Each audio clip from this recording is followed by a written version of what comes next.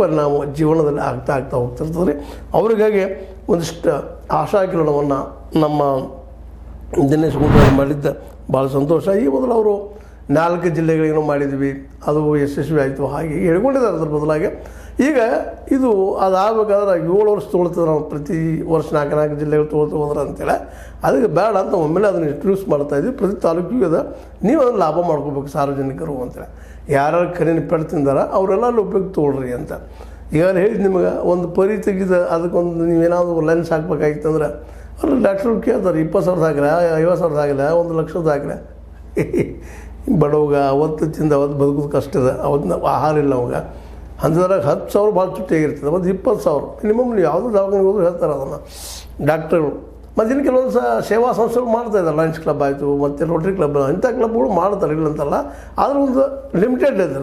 ಆದರೆ ಈ ಸರ್ಕಾರನೂ ಸ್ವತಃ ಇದನ್ನು ಲೀಡ್ ತೊಗೊಂಡ ಪ್ರತಿ ತಾಲೂಕಾದಲ್ಲಿಯೂ ಸಹಿತ 1 ಕೋಟಿಗೂ ಹೆಚ್ಚಿಗೆ ಪರೀಕ್ಷೆ ಮಾಡಬೇಕು ಕಣ್ಣುಗಳನ್ನು ಅನ್ನೋಂಥ ನಿರ್ಧಾರ ಮಾಡಿದ್ದು. ಇನ್ನೂ ಹೆಚ್ಚು ಬಂದರೆ ನೋಡಿ ನಿರ್ಧಾರ ಮಾಡಿಕೊಂಡು ಅವರಿಗೆ ಲೆನ್ಸ್ ಕೊಡುವಂಥದ್ದು, ಕಣ್ಣು ಬರುವಂಥ ಕೆಲಸವನ್ನು ಒಂದು ಹೆಜ್ಜೆ ಇಡ್ತಾ ಇದ್ದಾರೆ. ಇದು ಸ್ವಾಗತಾರ್ಹ ಅಂತ. ಯಾಕೆ ನಾವು ಗ್ಯಾರಂಟಿ ಎಷ್ಟು ಟೀಕಾ ಮಾಡ್ಬೋದಿಲ್ಲ ಅಂತಲ್ಲ.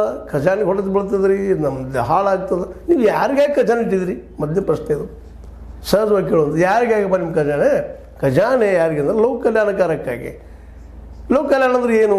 ಇದು ಇಲ್ಲಿ ಬಡತನ ಸಲುವಾಗಿ ಬಡವರಿಗೆ ಅಕ್ಕಿ ಕೊಟ್ಟಿದ್ದಾಗಿರ್ಬೋದು, 1-2 ಸಾವಿರ ರೂಪಾಯಿ ಕೊಟ್ಟಿದ್ದ ಆಗಿರ್ಬೋದು. ಅವ್ರ ತಿಂಗಳಿಗೆ ಹೆಣ್ಮಗಳಿಗೆ, ಅದು ಮನೆ ಒಡತಿ ಎಲ್ಲರಿಗೆಲ್ಲ ಮನೆಯಲ್ಲಿದ್ದಂಥ ಎಲ್ಲ ಹೆಣ್ಮಕ್ಳಿಗೆಲ್ಲ 1-2 ಸಾವಿರ ಕೊಡೋದಾಗಿರ್ಬೋದು. ಇಂಥವನ್ನೇ ಒಳ್ಳೆ ಕಾರ್ಯಕ್ರಮ ತೊಗೊಂಡಿದ್ರೆ ಈ ಗ್ಯಾರಂಟಿಗಳೇ ಜೊತೆಗೆ ಇದೊಂದು ಈಗ ಮಾಡಿದ್ದು ಆರೋಗ್ಯಕ್ಕೆ ಒಂದಿಷ್ಟು ಹೆಲ್ಪ್ ಆದಂಗೆ ಅಂತ. ಅದರಲ್ಲೂ ಮುದುವೆ ವಯಸ್ಸಿನಲ್ಲೇ ಮುಪ್ಪಾವಸ್ಥೆಯಲ್ಲಿ ಭಾಳ ಅವಶ್ಯ ಕಣ್ಣ. ಯಾಕಂದ್ರೆ ಆ ಸಂದರ್ಭದಲ್ಲಿ ಯಾರೂ ಮಾತಾಡೋಗಿಲ್ಲ ನಮ್ಮ ಜೊತೆಗೆ.